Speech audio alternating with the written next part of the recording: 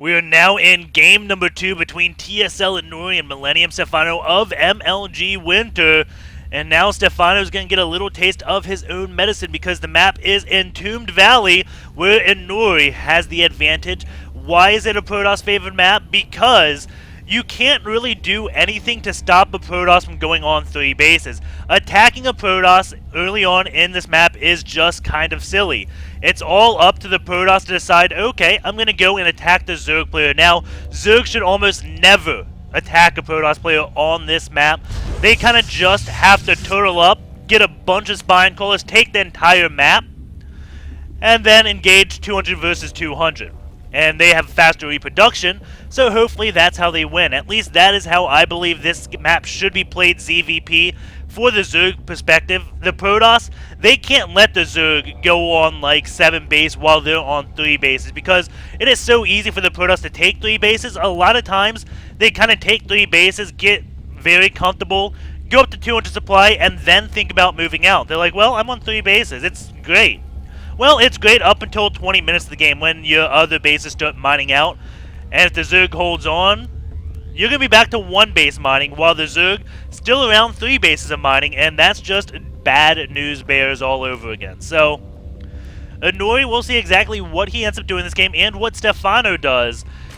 And I guess I don't know what I was going to say there, but this is my least favorite map / matchup to cast, or the combination between those two. I would rather cast a TVT on Shakur's Plateau before casting a PVZ on Entombed Valley, just because I personally don't enjoy this map PVZ because of that reason. The Zerg, I feel, if he attacks, he's making a mistake. He should macro up, and now Stephano just looking around for something on his drone, and maybe he tried to sneak that out. Most likely he was just looking for any type of forward pylon. We do have this one drone, going to be a little bit annoying on Stephano's drone. Pool does finish, and Inori is going to be getting, was that a Nexus first again? Yes, it was another Nexus first into the gateway before cannon. So again, if he saves his chrono boost, he can get up a very fast warp gate research completed. But Stephano, he is pretty darn good at dealing with any type of warp gate rush, as we did see in the last game. So we'll see exactly what Inori ends up doing. We have a cannon being placed, and the reason the cannon is big when you go for, like, right after the forge. If you get a cannon, then you can delay your gateway by between, like, 20 and 30 game seconds, which is pretty big. If you go straight for your gateway, of course, well, your gateway's not delayed, your cannon's delayed, and it doesn't really matter if your cannon gets delayed. As long as your cannon's done by the time links get to your base, that's all that matters. For the gateway, if your gateway finishes a little bit later, then your next core starts a little later. That means your warp gate starts a little bit later, and it kind of just throws your whole build a little bit behind. But going for the forge gateway into cannon is a little bit risky. You got to know your opponent isn't planning to all in you or do anything crazy like that, which Stephano not really known for doing, especially in ZVP, which is his just favorite matchup. After winning game number 1, he's probably feeling extremely comfortable. Be like, oh, Inori, he can't deal with me. I can build these things called roaches, and they kind of just counter anything you can do early game. So, we do have this one probe going out, and I don't believe that. I honestly think the matchup could use a little bit of work, but those are Stephano's words, not mine. He does think Protoss needs to be buffed, because Zerg can do one build to counter anything Protoss does. They just have to do one build. That's it. That's all they have to master. And that is from Stephano, not me. In his mind, it just works. In my mind, it doesn't really make sense. There's a lot of these timings that you have to know. Stephano kind of just assumes everyone knows these timings like he does. But no, they don't. So, that's what makes Stephano so good. He just knows these timings and assumes this is basic knowledge. We do have Inori going up. Let's see. Took these gases at the same time this time, and that is a much earlier Twilight Council. Doesn't have any gases on this Nexus, but remember last game, I did point out the gas did come out a little bit off. And we do have a Dark Shine being built by Inori.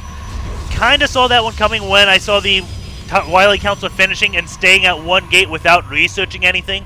The odd thing, though, is if Stephano had an Overlord here, like he probably should, he wouldn't see any of these gases. And what does that mean? It's probably not this play. This is a very unique build by Inori, getting these gases early, or both of them relatively early, so he can get this Dark Shrine without having to get any gases here at the same time.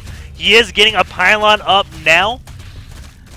And it is a little bit late in the Whoop Gate research. So if Stephano was active on scouting, he'd know that Warp Gate's finishing a little bit later than it should be. So he should know something is up at that stage. Another cannon is being produced. I guess this is just what Inori does. Always gets that cannon by his pylon. Helps protect it. And now Lings are going to try to take out all of these Zealots. More Zealots morphing in. And those Lings are not going to do a thing, really. Once this cannon finishes, Inori will be able to hold this position so easily. Stephano, though, getting 9 roaches, 14 more Lings, but 2 DTs are on the way, and they're going to be going to each base right now. We do have an Evo Chamber up for Stephano, as he is researching that +1 missile attacks. He also has a lair up, and just morphing that before the DTs even do any slicing. And the DTs just going straight for the drones, trying to get as many kills as they can. 3 kills on that one, 3 kills on this, so 6 kills now, go to the drone kills, 8. I'm assuming they paid for themselves. Definitely causing Stephano now to lose mining time. Force that Overseer, which Stephano didn't want, but that is relatively cheap. Did both DTs? No, this DT went all the way over here, and there's another DT. Now they're going to town on this third base. With the Zealots, they will be able to take out Stephano's third base. So this little pressure is kind of just hurting Stephano a lot more than he is used to. But Inori, he is a little bit behind. He is at 63 supply to Stephano's 82 supply. And he doesn't have this third base up, but Inori is going to completely wall off, get 2 more cannons, has a bunch of sentries, and now going to be taking out this neutral supply depot, getting some Zealots. I don't know why he's getting the Zealots. Guess he didn't have the money for Stalkers. I don't know what Zealots are going to do when you are completely walled off. Maybe he's expecting this pylon to go down, and then the Zealots can save that. Or he's not going to be scared at Stephano going for the all-in right after losing the third base and everything. Maybe this isn't an all-in, just being aggressive to stay in the game. But it is sending all the units, and nope, Inori wasn't attacking those rocks.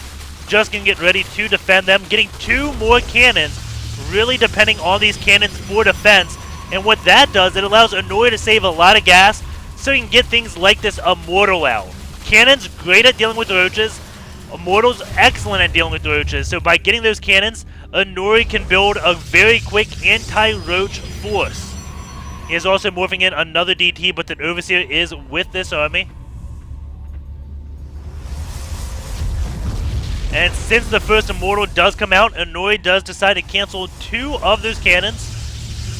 And now going to be getting 2 pylons back there. He is not supply capped just yet. Getting relatively close. 1 DT is going to be going across the map, and Stephano doesn't have any detection. Going to the units killed. 15 drones have died so far this game. The DT is going to be killing even more drones. Going up to 3, 4. And Stephano going to be pulling back. And now Inori does see this with the Observer. So now it can take this one area, and this is what Inori wanted. Stephano realizing, I should not have moved down. Now he just gave the Protoss player access to this high ground, and now he can take his third base. So Stephano at this point, he has taken a big econ hit, I would say. I'd probably double expand to do something crazy like that, and just hope the Protoss player feels comfortable on his 3 bases. And Stephano right away, there we go. 1 expansion does come down. Will he be doing another one? Drones are going off. Is he going to be triple expanding? No, those are just with his army. Probably accidentally hotkeyed them when he was building units. 1 Ling is going to go in this little passageway. Does have this watchtower. Has a Ling sitting right here. So you can see if the Protoss goes to the left, goes to the right, or goes straight down the middle because of that watchtower and there's Lings on the side. So nice scouting by Stephano, at least unit positioning to see things around him. And going to these injects. The Queen looks like missing one, almost two on the Nat main, and one on this third base. And Stephano, another DT is coming out by Inori. Takes out that one link, and Stephano now knows there is a DT somewhere. And I think he has spotted the blur. He is going right on top of it. Yes, he has DT. That was not worth it. There's Ling is trying to keep us around on that DT, but Stephano is a little bit scared of Inori's force. Stephano hasn't really added that much to his army in the past minute of this game, so he probably wouldn't want to engage, or maybe he does. Going into the army supply, it is 89 for Inori, 69 for Stephano, and these roaches very supply inefficient. So this, I guess realistically, you can say Inori has about double the army that Stephano does, but maybe Stephano can make roaches micro perfectly and somehow they're not supply inefficient just because they are Stephano's roaches, but I don't see that happening. He has to start, there we go, massing up the spine crawlers on this map. As I was saying in the beginning of this game, just getting lots and lots of spine crawlers, trying to take as many bases as you can, letting the Protoss start mining out of their main and natural, and making it hard for them to go on two mining bases after their bases start mining out. Yes, you're both at 200 supply, but hopefully you can reproduce longer than them. And chances are they're going to be killing your army the first time. That is what these spine crawlers are for. So after all your broodlords die, then they still have a ways to go to get to your unit production. And you have a little bit of time, as the spine crawlers buy you time, to build corruptors and morph them into broodlords, get another engagement, and then take out that army. So Inori looks like he is very happy just staying on these three bases. And Stephano getting even more spine crawlers, also with a spore crawler up, and now going to be feeling safe to take this one base. I probably would have taken it a little bit earlier, but again, Stephano playing very cautiously because he knew he was behind by losing this one hatch and 19 drones. So he is playing this very safely, and Lings are going to be running along the side of the map as a Zealot does watch for these run-bys. Great move by Inori. Knows, okay, a run-by is going to be happening. I can get a warp in right here if I had one. But no, it is a complete wall both sides. And now Inori going to be going in. He has to engage all these spine crawlers. Fungal growth going down on these stalkers. Link's now going to be engaging. But some nice force fields by Inori as he does start taking out all of those spine crawlers. Stephano has a lot of roaches. More fungal growth going down. Stephano just gained those fungals, backing his infestors off, keeping them alive. And now you can see the infestors that were in the front just backed off to the back. So his infestors with energy stay in the front, but Inori hasn't really lost his Colossus. And that is pretty big, especially since he's only going to have more Colossus joining him. But a bunch of Corruptors did just finish for Stephano. 8 Corruptors now out on the map. Fungal growths doing work on these stalkers as Stephano does kite back into his base. The Corruptors now to do work on the Colossus. 1 Colossus, 2 Colossus. Finally, and now the 3rd Colossus will be going down. Stephano looks like he may possibly be able to hold this, but there's still a relatively big force by Inori. Stephano built a lot of Corruptors. They are kind of staying alive. And now the thing is, I wasn't mentioning the Immortals. Immortals do so well against roaches. I don't think Stephano can actually hold this push. If he does, he's already lost a critical amount of drones, up to 48 lost. He was around 20 at the start of this battle. 53 drones to 67 probes. You can see the corruption used on all these stalkers that are glowing green. Trying to make use of those Corruptors. Blink being used by Inori right now. Another Colossus does join the field, but the Corruptor is still alive, and that Colossus does almost no damage. Stephano going to be trying to hold so desperately, getting up close to those Stalkers. The upgrades 2-2 versus 2-0. But Inori just has a little too much. Still very close in supply, 109 to 91. If those infestors stayed alive, then Stephano would have probably easily held this off. as another phone growth would probably be coming out for them right about now. And there goes the congratulations by Stephano. And I don't think that's BM at all. The first time when I started watching Stephano, I thought whenever he said congrats, I thought that was like, congratulations for playing Protoss. Like those type of deals, but no. The congrats, at least in an interview, I don't know if I'm being trolled or not, is the player must be very good to beat a player as good as I am. That is what kind of Stephano said. If he beats me, he must be really good. No matter what no matter what race he is, no matter what build or cheese he used, if he beat me, he has to be really good. That is a good mindset to have. Not like, oh, TT, this game's imbalanced, QQ. Nope. He beat me. He's good. That's all there is to it. So going over into, well, let's go back into the game real fast. So pull up the replay on Entombed Valley. Go back here. And you can see this huge miss by Stephano on his main. Could make a difference. I don't think it would have.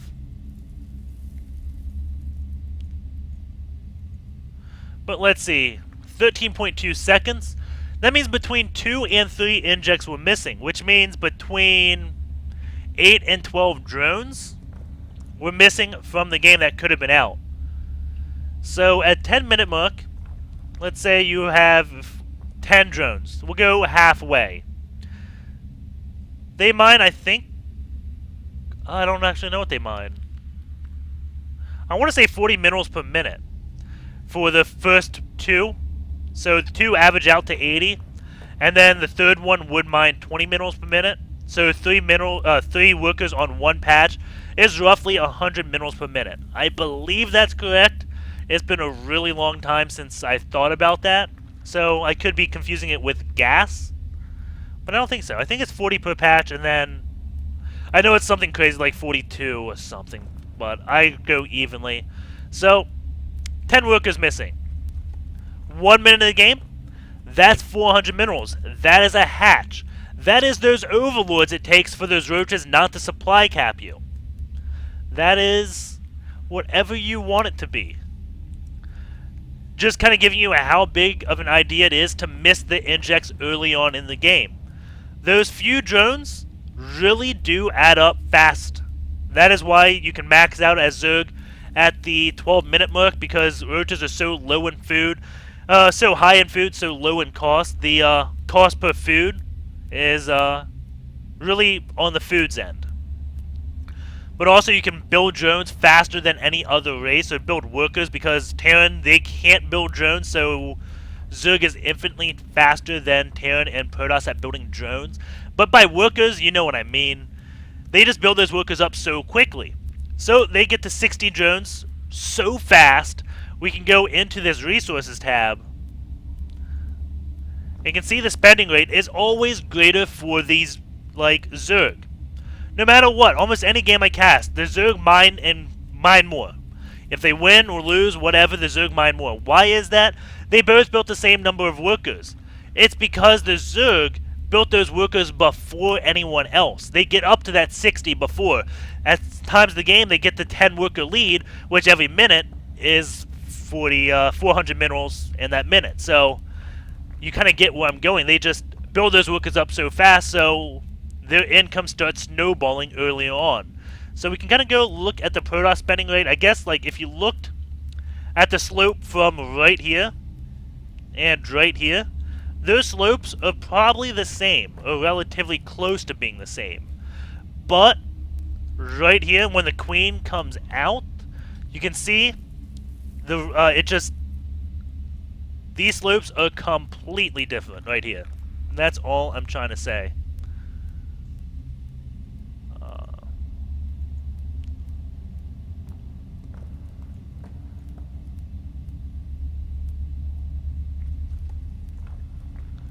Times 16 is way too much. Times 4?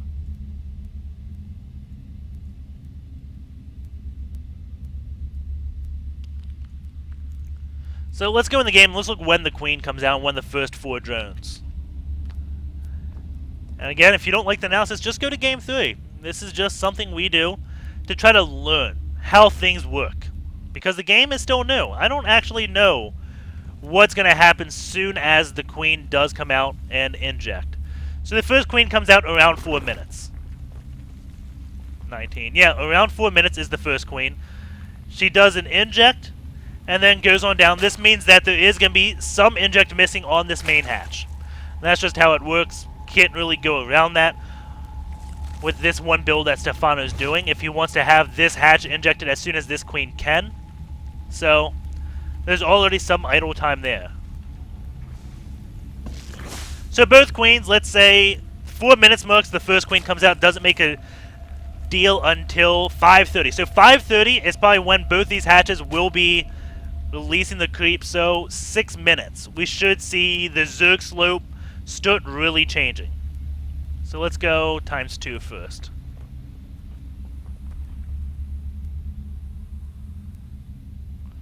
So right now it's kind of evening with the Protoss. 6 minutes hits and you can see it's slowly pulling up. Let's go zoom in a little bit more.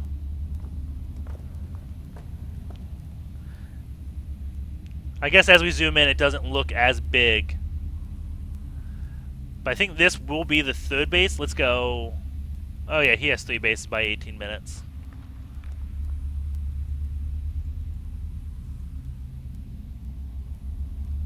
But yeah, I hope that makes sense. Building units fast, good. Unit tiers. Absolutely no gaps. That's pretty cool. The one thing I hate about looking at these unit tiers, which I probably haven't said in any other cast, you can't really compare it just by the looks alone, because the scale between this game and the scale between a 30-minute game is completely different, because it's the same amount of space. Like, there's only so much screen real estate I have. So this length visually is a predetermined length. So it could be a 30-minute game, takes up this whole area. Could be a 20-minute game, takes up this whole area. Which makes it very hard to kind of get a glimpse of, okay, this and this, that's 30 seconds in the game. Like, that is very hard to do, so you never know if there's any idle buildings. That's why using this graph is very, very hard. And I was actually looking at Stephano. Here's Inori's. 8, 9, 8. So, you can see the differential right here. Uses all his warp gates. Uses them again. Is much different than using them here and using them again. So, had some idle gate time. So you kind of just got to get a feel. Look at when they used both the supply, all production twice, and then use that as a legend or a comparison. It sucks, but it's all you can do right now. Can we do a good? Yeah, I don't think anything helps, but we will be going to the next